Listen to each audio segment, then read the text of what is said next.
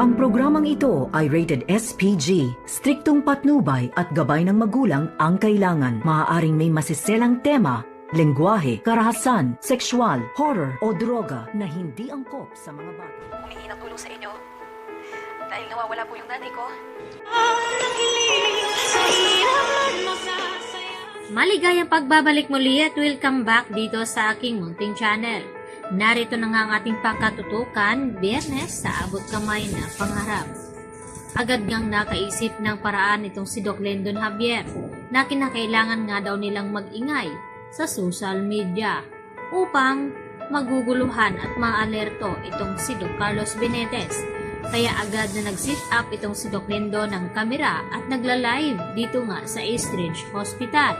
At dito naman na maraming nakapanood dito kay Dr. Santos sa kanyang hinihinging tulong. At isa na nga dito, itong caretaker sa bahay ni Carlos na napanood niya rin ang pananawagan dito ni Annalyn na humihingi nga dito umano ng tulong upang matagpuan daw itong kanyang ina na si Lynette. At dito naman na nagtataka itong caretaker na ito na kung bakit may bubog sa labas ng bahay ni Do Carlos. At iniisip nito na nilolooban siguro ang mga ito. At dito niya nalaman kay Lynette na hindi pala sinama itong si Lynette dahil pilit pala siyang isinama ni Carlos. Kaya agad nagmamakaawa si Lynette dito sa lalaking ito na tulungan nga siyang makatakas. At dito naman na sinabi ng caretaker na ito kay Lynette na napapanood daw niya di umano ang pananawagan ng kanyang anak na nawawala nga daw ang kanyang ina.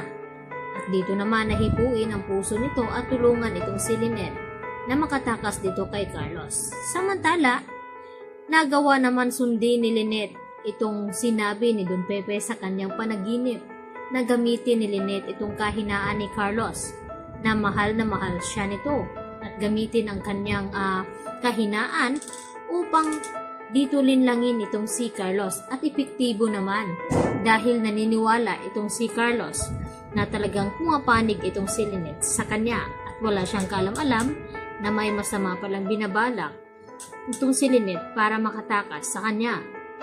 At dito nga na inutusan ni Lynette itong si Carlos na kunin itong kanyang bag dahil may painkiller nga daw siya dahil tila sumasakit daw ang ulo dito ni Lynette. At dito niya inilabas ang gamot at inilagay sa pagkain ni Carlos nang sa ganon ay makatulog ito at dito na siya bubuelo upang tumakas kay Carlos Benetes.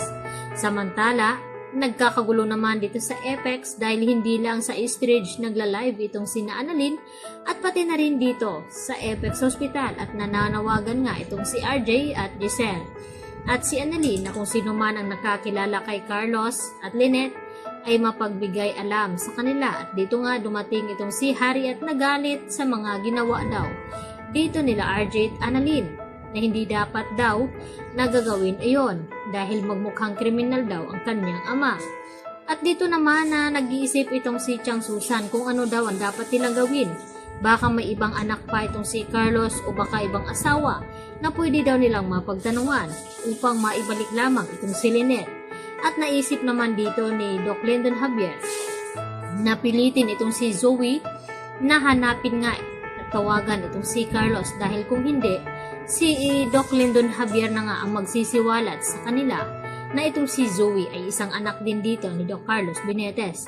At dito naman natakot itong si Zoe sa mga posibleng gawin dito ni Doc Lendon dahil awang-awa na nga itong si Doc Lendon Javier dito nga kay Annalyn Santos at hindi nga ito makakatulog sa kakaisip dito sa kanyang ina na si Lynette kung okay lang ba ito at kung nakakain pa nga ng maayos ito ngayon. At dahil napanood na nga dito ng mga tao ang pananawagan dito ni Annalyn ay mayroon naman makakita dito kay Lynette at dito naman na makahanap siya ng kakampi at tuluyan na nga siyang makatakas dito kay Carlos. At dito rin na nakausap ni Zoe ang kanyang ina na si Moira at hindi sukat akalain ni Moira na kaya daw gumawa ni Carlos ng ganon.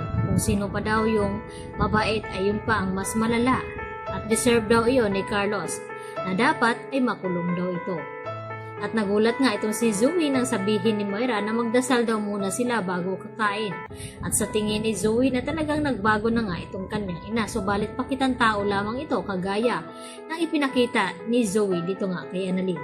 Kaya yan ang ating pakatutukan at aabangan bukas mga kapuso. Dito lamang yan sa Abot Kamay na Pangarap. At yan lang po muna ang aking karagdagan latest update. Marami pong salamat sa inyong panonood.